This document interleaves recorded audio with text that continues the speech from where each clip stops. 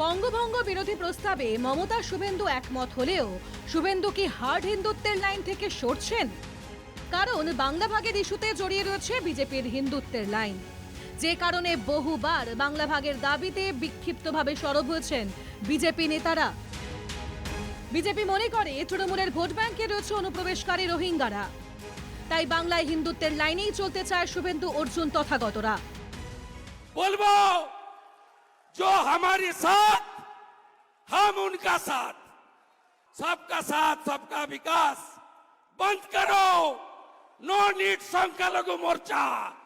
আমি শুভেন্দু অধিকারীর কথা আমি কথা বলছি, আমরা আমাদের অনুভব নিয়ে কথা বলছি, আমরা আমাদের কথা বলছি। আমরা মনে করছি বাংলায় এই সফট লাইনার বাংলায় কোনোদিন এই শাসনকে শেষ, দেখুন শাসন শেষ হোক না হোক, আগামী দিন ভবিষ্যৎ বাংলার আবার একটা ভাগ হবে। ভারতবর্ষের প্রথম একটা রাজ্য চলে যেতে যে কোনো মুহূর্তে চলে যাওয়ার, আর কাশ্মীর কত কষ্ট করে আনা হয়েছে, আর দেখুন জঙ্গি আন্দোলন আবার বেড়ে গেছে। পাঞ্জাব প্রায় খালিস্তানের দিকে চলে গেছে, পাঞ্জাব খুব বেশি দিন নেই, পশ্চিমবাংলা একদম বাংলাদেশ হয়ে যাবে। বাংলাদেশের জিহাদি সংগঠনগুলো পশ্চিমবাংলা কবজা করে দিয়েছে। কিন্তু বাংলা ভাগ চায় না শুভেন্দু। যদিও বিজেপির একাধিক নেতা মনে করেন বাংলায় কিছু অংশে সংখ্যালঘুদের জনবিস্ফোরণে বাংলার জনবিন্যাস পাল্টে যাচ্ছে, তাই বাংলা ভাগের দাবি করেছেন প্রকাশ্যেই। 2022-এ প্রথম চিঠি করেছিলাম কেন্দ্রীয় স্বরাষ্ট্র মন্ত্রকের কাছে এবং রাজ্যপালের কাছে। সেই সময় যে বিষয়ের জন্য করেছিলাম, মুর্শিদাবাদ জেলার বিস্তীর্ণ এলাকায় রাজ্য সরকারের অসহযোগিতার জন্য ইলেকট্রিফিকেশনের ব্যবস্থা নেই, তার কাটার বেড়া নেই, সেই কারণে অবাধে বাংলাদেশিরা এই রাজ্যে ঢুকছে এবং তারা অনুপ্রবেশ ঘটিয়ে আজকে ডেমোগ্রাফি চেঞ্জ করছে। অনেক ক্ষেত্রে আমরা আইএস জঙ্গি বাংলাদেশ দিয়ে তারা ভারতে ঢুকছে এবং সারা ভারতবর্ষে উগ্রপন্থী কার্যকলাপ করছে। এগুলো এর আগে প্রমাণিত হয়েছে গ্রেপ্তার হওয়ার পরে। সত্যি তো আমরা আতঙ্কিত।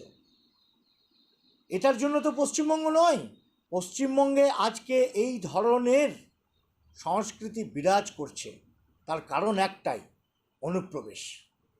যেভাবে বাংলাদেশ, পাকিস্তান, মায়ানমার এই অঞ্চল থেকে হাজারে হাজারে প্রতি বছর আমাদের এই মুর্শিদাবাদ জেলার নদিয়ার কিছুটা অংশ ধরে এবং একদম উত্তর দিনাজপুর পর্যন্ত মালদাকে নিয়ে ডেমোগ্রাফি চেঞ্জ হয়ে যাচ্ছে।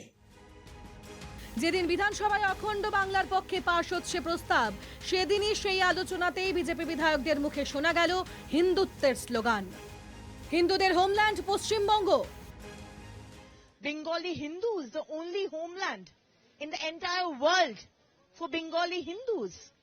So we never want, our state to be divided. I don't know why they got this resolution today. It was just a wastage of time. Shyamaprasad Mukherjee একমত হননি দেশ দ্বিজাতি তত্ত্বের ভিত্তিতে ভাগ হয়। তবে একদিকে অখণ্ড বাংলার প্রস্তাবে সহমত, অন্যদিকে হিন্দুত্বের লাইন অটুট রাখতে মুসলিম বিরোধিতা বজায় রাখছেন বিরোধী দলনেতা। সেই কারণে এদিন পশ্চিমবঙ্গ বিধানসভায় উঠল শ্যামাপ্রসাদ মুখোপাধ্যায়ের নাম। যে শ্যামাপ্রসাদ মুখোপাধ্যায়কে বাংলার জন্মদাতা বলে মনে করে বিজেপি।